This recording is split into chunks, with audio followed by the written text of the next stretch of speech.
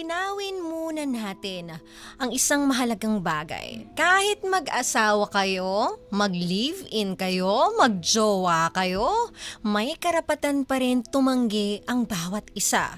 Kapag sinabi mong pagod ka, ayaw mo, o hindi pwede, dapat nirerespeto iyan ng partner mo, 'di ba? Hindi ka bawasan sa pagmamahal yung pagtanggi. Hindi naman ibig sabihin tumanggi ka, hindi mo na mahal ang isang tao 'di ba? Tao ka lang na alam mo yung napapagod ka din. At hindi na rin tama na may sapilitan na nangyayari. Kasi sa relationship, hindi yan pinipilit.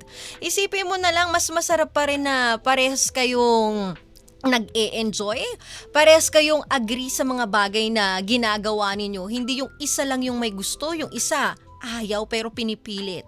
At hindi dapat nagiging bisyo o pampalipas oras ang katawan ng isang babae. Lalo na ng isang ina na ubos na sa araw-araw. Ito nga lagi ko sinasabi, di ba? Ang pinakamahirap na trabaho sa mundo ay maging ina. Dahil walang walang break time.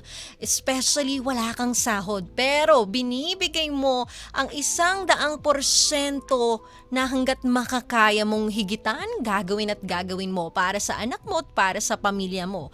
At hindi pwedeng mahal ka lang niya kapag may gusto siyang makuha sa'yo. Hindi pagmamahal yun.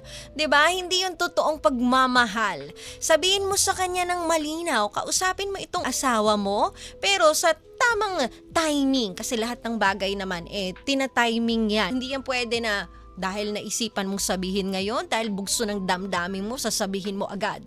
Dapat doon sa parehas kayong kalmado. Nang sa ganon, maunawaan ka rin ng taong pagsasabihan mo. 'Di ba? Kapag sinabi mong ayaw o pagod, dapat doon pa lang tapos na yung usapan. At yung respeto, hindi hinihingi yan, ibinibigay yan.